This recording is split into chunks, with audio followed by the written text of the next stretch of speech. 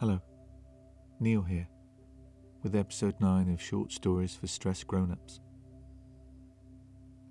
This week's journey explores how certain sounds can prompt incredibly vivid memories. Maybe this story might prompt some fun ones for you. Remember, if you know anyone else who might also need a helping hand to unwind, escape, relax or sleep, be sure to let them know about these stories. And if there's anything you'd like me to write a story about, be sure to let me know. Just as a couple of listeners asked this week if I could write something based on a sound that evoked a strong sense of comfort and contentment for them. Okay, just before we start,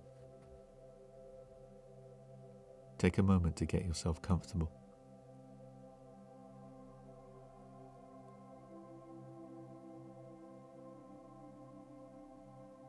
Good.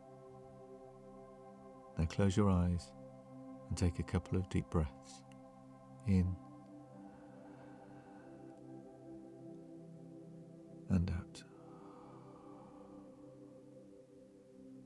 In and out.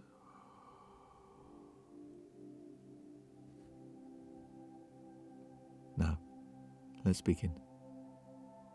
Today's story is called Rain. The rain continued to pour outside as Matt leaned forward, wipers on full speed, trying to get the best possible view through the slightly fogged windscreen. Luckily, it was just him on the road. Nobody else would be dumb enough to be out on these roads at this time of night in a storm. He spotted the turning just up ahead on the left, a short gravel drive opening out into a car park, big enough for 4 cars, but plenty big enough for just his. He pointlessly pulled his flimsy summer jacket up to cover his head, jumped out of the car, and ran round to the boot to grab his bulging overnight bag. He slammed the boot, but didn't bother locking the car. In all the years he'd been coming here, he'd never heard of anything going missing.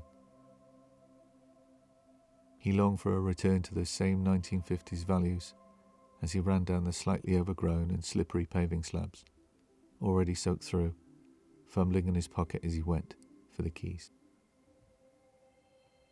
He reached the 5-berth caravan, which was sitting precariously on the same wooden blocks it had been when he first came here as a 17-year-old with his 2 best friends more than 20 years ago. It had been his first holiday away from his parents.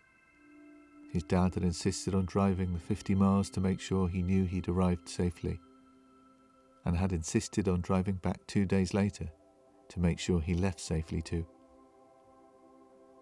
The tiny key moved freely in the well-worn lock, barely getting purchase as he gently twisted, being sure not to break it. As he clicked the front door handle and pulled, the smell of 20 happy holidays flooded his nostrils as he ducked inside, flicked on a light switch, and dropped his bag by the door. He smiled as he stood in that vivid velour-coated time capsule, ran his fingers across the faded wood-effect melamine cupboard doors, then closed his eyes for a moment, breathing deeply as he listened to the rain drumming on the roof.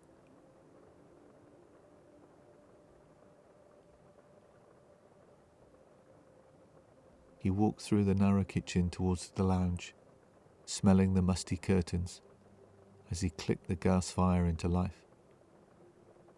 Before it had even had a chance to warm up, the orange glow filled the room, creating an instantaneous sense of coziness. He walked to a small cupboard with a tall, narrow door, opening it to reveal a mini ironing board he'd never seen anyone use, a broom, and a clothes airer. He arranged the airer in front of the gas fire, at the safe distance his friend Dave had marked with a strip of blue tape. It was still there, barely clinging to the green, shallow pile carpet. By the light of the gas fire, he began to undress, placing his wet clothes expertly on the airer. It seemed every time he made this yearly pilgrimage it was raining, so he'd become an expert at this particular ritual. The room had already started to warm up, and as he removed the small towel from his overnight bag to dry his dark brown curls, he stood in his underpants, remembering Dave and Adrian's raised voices as they argued over the semantics of a Trivial Pursuit answer. They'd stopped coming back with him a few years ago. Dave seemed to have devoted his life to the combined pursuits of career fatherhood and overpopulation by having the 7 children he'd intended to have, which meant spare weekends, if he wanted to stay married, were no longer a concept. Adrian now lived in Florida and had been one of the engineers on the spaceship that had been built to find a parallel Earth, so they were lucky if they even got the chance to catch up on Zoom once a year. Matt had never really had the same focus as the other two. He tried many things in the hope he might one day discover his dream job. From removal man to barista, warehouse picker to doorman. He'd earned enough to pay the bills, save a bit, and pay for a couple of holidays a year. But happiness for him wasn't about career. It was more about trying lots of different things, filling his mental scrapbook with 1,000 new adventures. But he realized too that his days of adventuring might soon have to come to an end. The groups of friends he'd share his stories with had continued to grow smaller, each peeling off to do their bit to keep the human race from extinction. At the hostels where he stayed, he started to feel old, out of place, like a pensioner on the dance floor. Maybe next year he'd bring someone special here. This was as good a place as any to test relationship compatibility.